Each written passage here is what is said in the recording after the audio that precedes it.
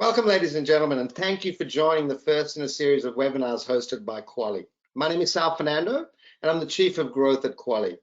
It's our pleasure to introduce our special guest today, former Google executive, people strategy experts, and author, Anne Caron. Welcome, Anne. Hello, thank you for having me. Really glad to be with you, Sal. And the rest of the Qualee crew. Thank you very much. So our topic for today's session is you can only change what you can measure. And we'll be exploring why company culture matters, why it should be measured, and what it can mean for your organization. Company culture underpins the employee experience. And for today's discussion, we'll define it as the collective experience your people have from the moment they decide to join your company to their onboarding, their learning, their engagement, and through to exit. And in some cases, that may include reboarding, coming back to your firm. Before we speak with Anne, we'd like to get to know our audience a little better. So here's a quick 10-second poll for everyone to participate in. Once we're all done, Joseph will show us the results. Thank you, people.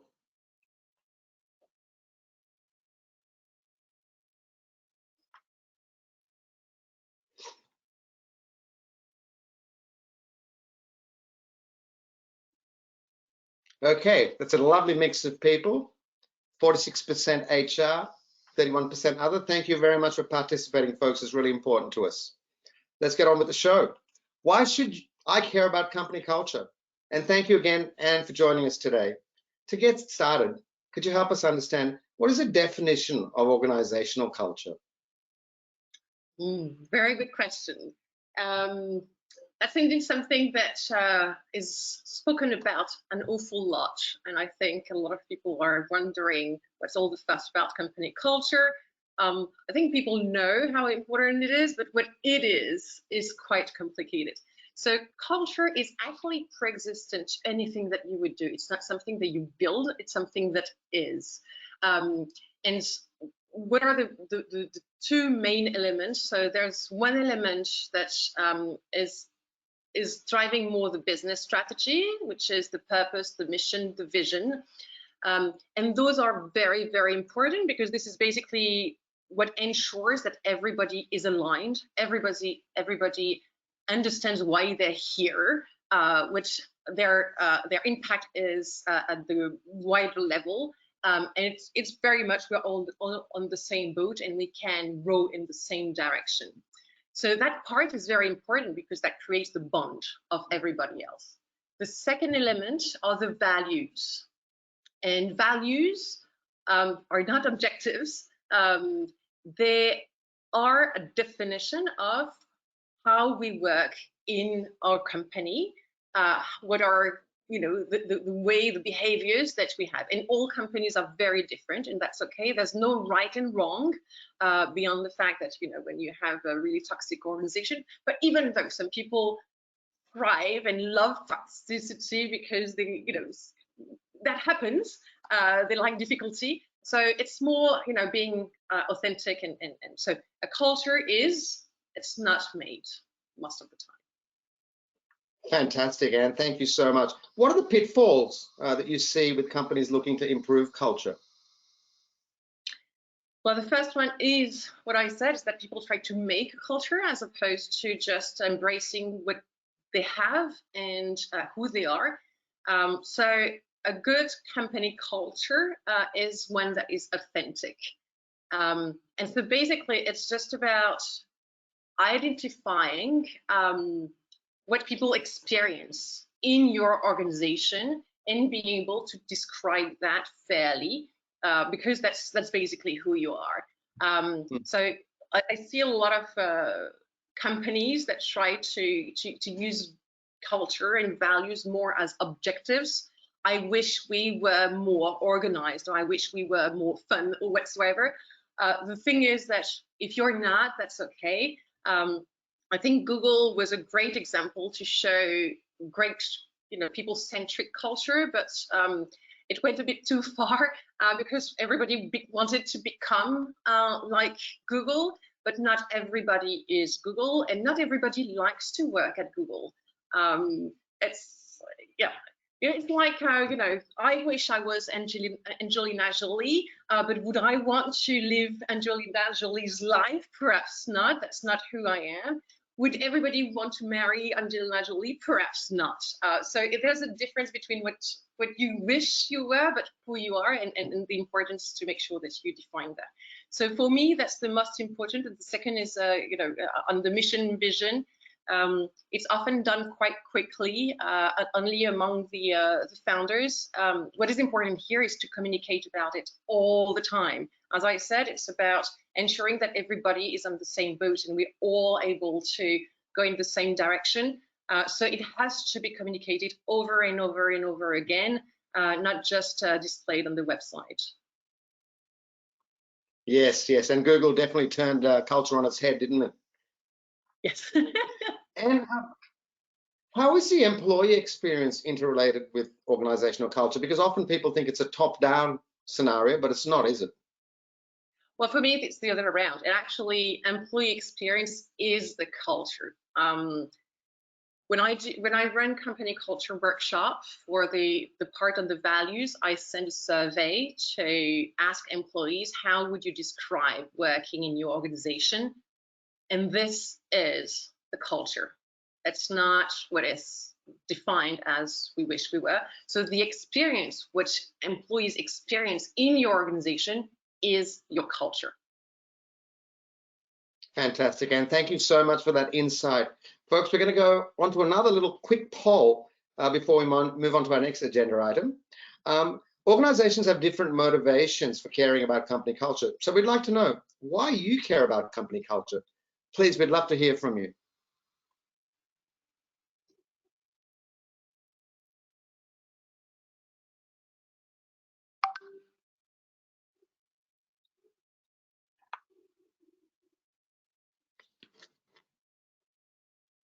Customer satisfaction, improved productivity, and interestingly, reduced employee turnover. That's fantastic. Thank you so much, folks, for sharing that with us. On to the next one. You can only change what you can measure. This is the crux of our webinar today. So for our next agenda item, let's talk about a well-publicized management philosophy which states you can only change what you can measure. At Qualee, we've used decades of workplace psychology to research to define 14 drivers of engagement that our clients can track and influence continuously. These are on the screen for you now. And could you share with us, what is continuous engagement feedback so crucial? Why is it so crucial? Well, because that's the only way that you know whether whether people are on track or not. And even without speaking about engagement feedback, but feedback in general is super important. It's the feedback is what gets people to grow and to learn and to take action and to change things, right? And to change things that are not working, but we tend to always see feedback as being negative. My real advice to most of the companies I work with is stop focusing on the things that you need to improve, because there might be things that you're not necessarily good at, and you may invest a lot of time to just become slightly better, but not great. Whereas when you use feedback to be able to identify where you're really good at, then that's how you can differentiate yourself. That's where you have strength. And if you invest the same time that you would put in improving your weaknesses into making your strengths really making a difference and really strong, you have much more impact. That's pretty much the same as a coach in sports. What do? They keep telling, oh, you're great here, come on, go ahead, do more. And they're going to identify what is, what are the strengths of the players, the people that they work with, so that they can really ensure that they become the best at what they do, and somehow their brand and they become recognized for that. So feedback is not just for improve. It's good to keep an eye on what are the things that do not go well, but the most important is to spend time on things that do go well, ensure that it keeps going well, and well, make sure that people know about it as well, and ensure that it becomes the one of rank somehow. Oftentimes, and thank you so much for that. Oftentimes, we're told that the only mechanisms for feedback is a yearly review or a manager one-on-one. What are the risks of only doing a manager one-on-one or an annual survey for assessing engagement? Yeah, an annual survey is, as if you had the coach getting to the tennis player and telling him only once a year, well, I think you should be a bit better at your ace or whatsoever, serving or whatsoever. That doesn't make any sense. So I think it's, feedback has to be continuous, has to be timely, etc. Personally, I do think that one-to-one, the feedback that you get from the managers one-to-one are really important, and that's probably where you have the best data, because as long as you have good managers that do their one-to-ones regularly on a weekly basis and really take the time to connect with their direct reports, to take the pulse and all this, that to me, that's the best quality of data. Now, the risk here is that it's not compiled, right? You don't have a big picture. So the most important, why we need to have a system that allows to have a bigger picture is to connect everything, is to be able to have a bigger picture, to be able to identify who are, always think about the positive, who are the ones that are doing the best, and how can we replicate that elsewhere. Fantastic, thank you so much. So once this data are gathered, how can organizations use engagement, the data gathered from engagement, to improve their workplace? To listen, to understand, and to act. Yeah, that's a very good point. So listen and understand, that's the first thing that needs to be done. Each time there is a survey that is done, no matter the frequency, the population or whatsoever, the first thing to do is to communicate back on it. If you want people to answer to surveys, they need to have the answer afterward.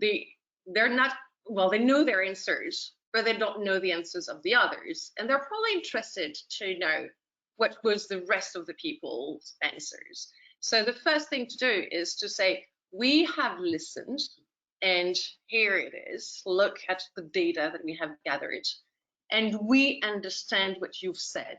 These are the things that you really like that work well, and we're going to ensure that that continues. These are the things that you're worried about, and we're going to do something about it. Now, how to do something about it? Again, that's important. If you don't do anything, again, people will not answer the surveys anymore, or they won't trust that you're doing anything with it. So either they won't answer, or they will just answer whatever they did answer last time. So it takes the least time for them. So for me, in order to take action, the best is usually to have the people, the rest of the organization participate. So you can use some themes. So these are the main themes that come out of our survey, our engagement survey. And let's have focus groups working on that, or project groups, project teams working on that, to see how we can, to make proposals and to build solutions to improve, or to keep what we want to keep, and improve what we want to improve. Fantastic answer, thank you. And I recall the story of JFK asking a janitor what he's doing at NASA, and he said, I'm putting a man on the moon. So who should we ask? Should it be everyone? And how often should we ask people and engage our people? Oh, that's a very, very good question. It depends on culture. It depends on how you communicate in your organization. I'm personally not necessarily a big fan of forced feedback because, as we said, surveys are feedback, right? So feedback needs to be timely and specific.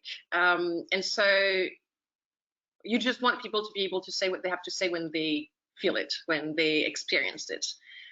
So for me, the ideal is to have a platform where people can go and, you know, they're encouraged to go and they can fill in the information regularly. So we can have reminders. I'm not necessarily a big fan of having like weekly. I think weekly is something that you know, people tend to answer the same thing over and over again.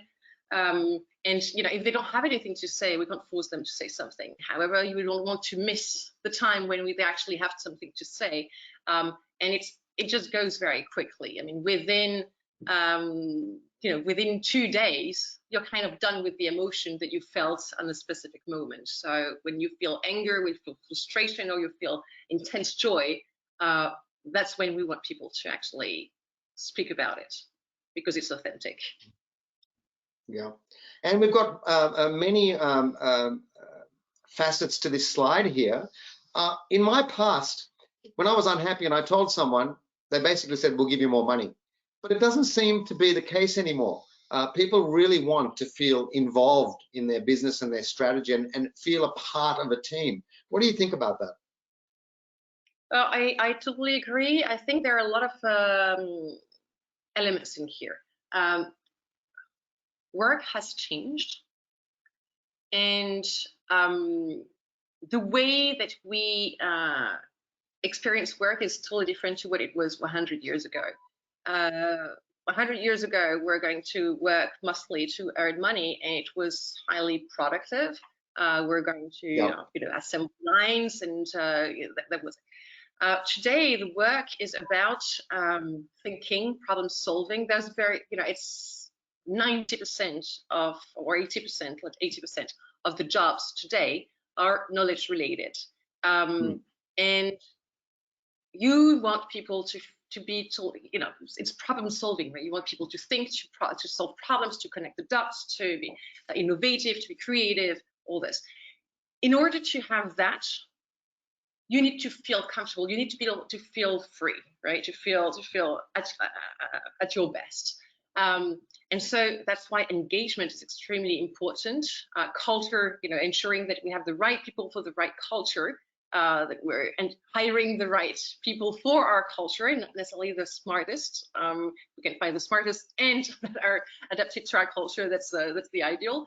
But yeah, and so that's very to me, that's the most important to have a look at. Money is the usually the least motivation, and it's usually what people look at if they're not ticking the box for all the other things. So all you have here will be the most important. If they don't have that, then they'll look at money and say, at least I have money. Exactly, exactly. Fantastic, and I really appreciate those answers. Sorry, folks, we're going to do another poll. The thing is, money will never, you cannot win competition with money, because you can always find somebody that can pay more than you.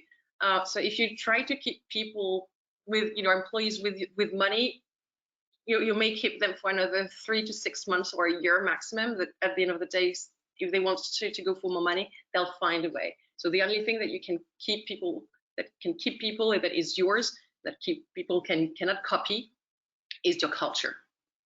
And that's really interesting that you end on that, Anne, because if you saw our poll before, 44% of people said they'd like to keep their staff.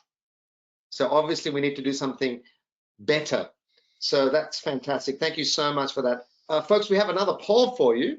It's our final poll. We'd love to know how your organization currently tracks employee engagement. This is obviously very, very much related to what we were talking about earlier on. We'd love your answers. Thank you.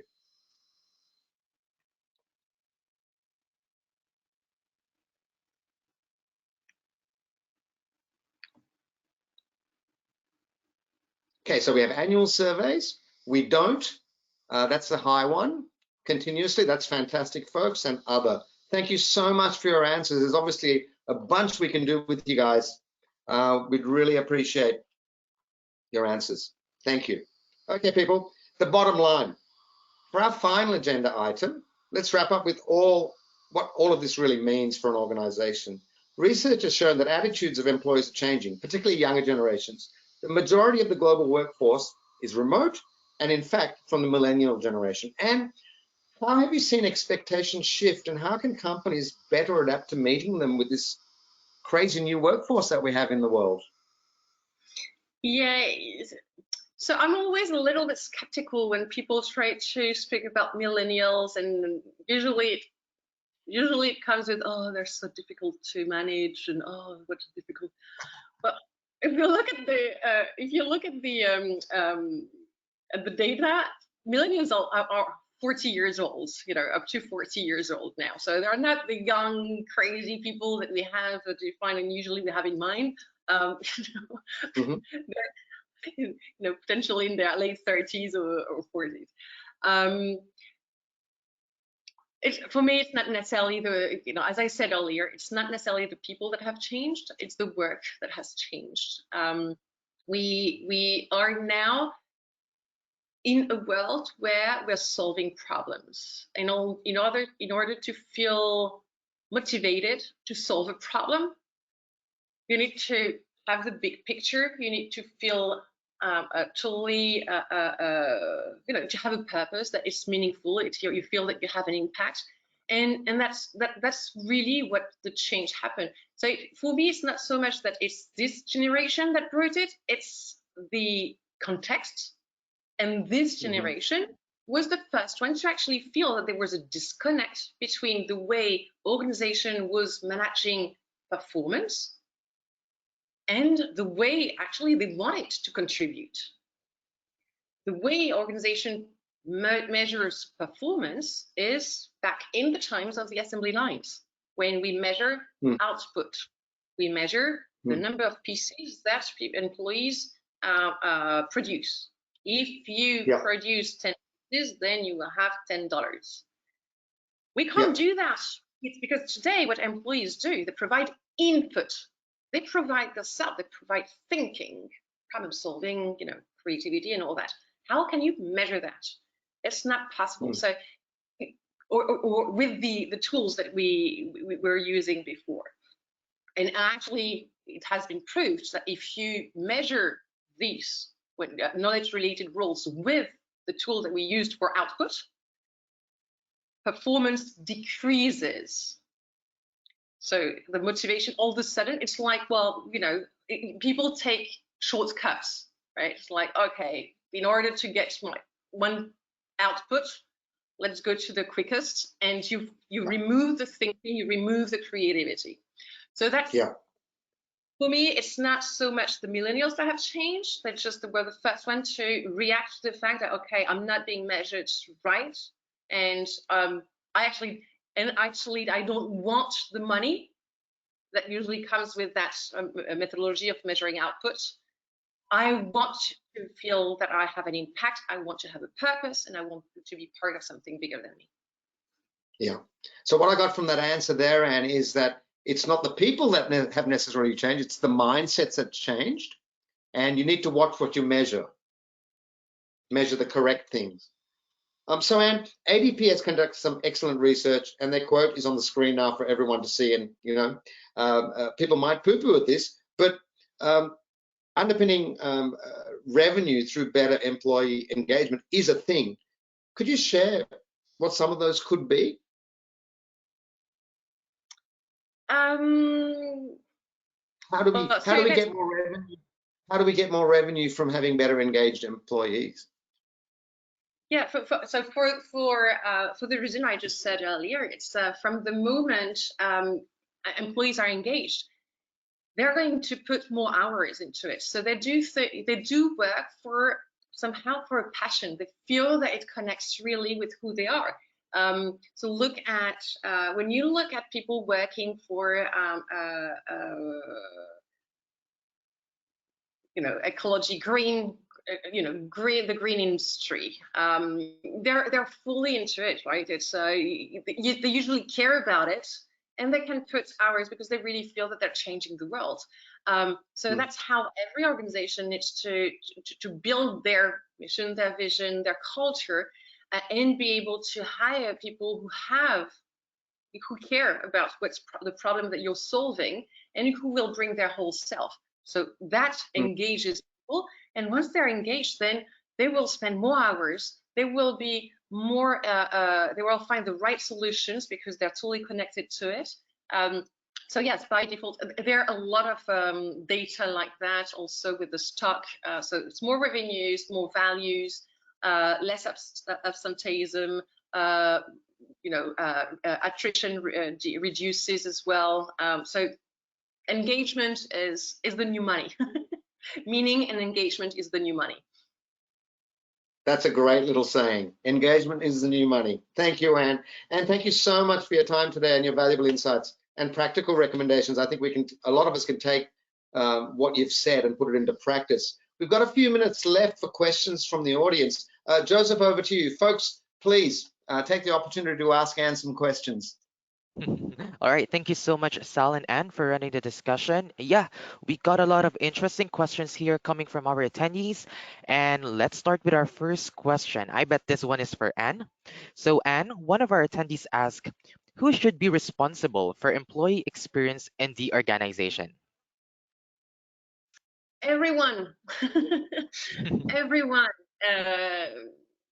If you consider that employee engagement and their experience, and therefore the engagement and the culture is the experience of everyone. Everybody is responsible for that now, and should feel entitled to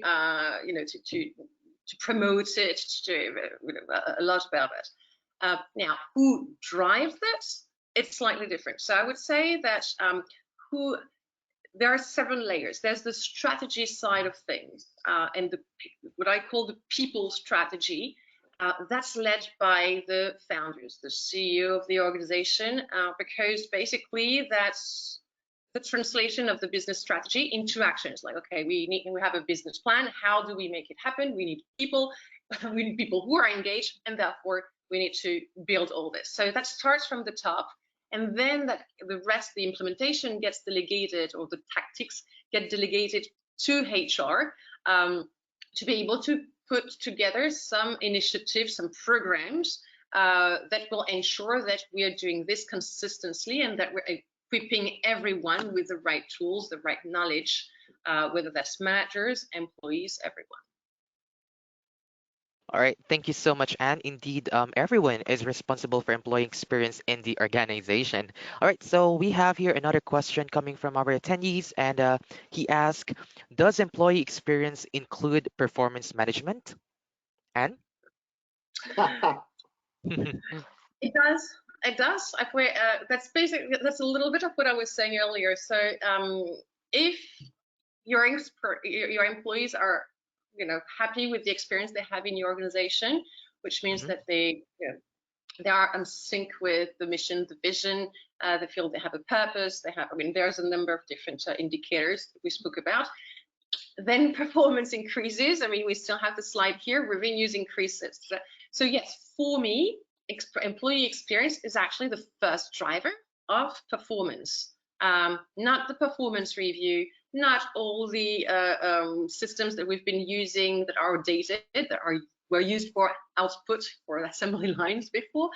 So yeah, employee experience has everything to do with performance. All right, thank you so much, Anne. That's fantastic. And yeah, we have here probably the last question for today's session. This is for Sal, and this is quite interesting. Someone asked Sal, how can we sign up for Qualee? Oh, that's very easy. You go to www.qualee.com, and you'll see various options for you to actually use our real system, log on, create yourself an account, and start practicing employee engagement straight away. So various options are available. And on our conclusions slide there, you'll see, Joseph, thank you. On our conclusion slide there, you'll see a QR code. Take your phone, Android or iOS, and click on that code, and you'll download our app, and you'll be able to use our demo instantly. For those who'd like to learn more about Qualee, you can do that. And thank you so much for your attendance today. We really, really appreciate it. It's gold. It's valuable. We love it. Finally, people, you can get more details at our website, as I said earlier on. And my email address is also on screen. I'd be happy to schedule a time with you to discuss your specific needs. Everyone, thank you so much, ladies and gentlemen, for joining us today. Stay safe and enjoy the rest of your day. Thank you very much.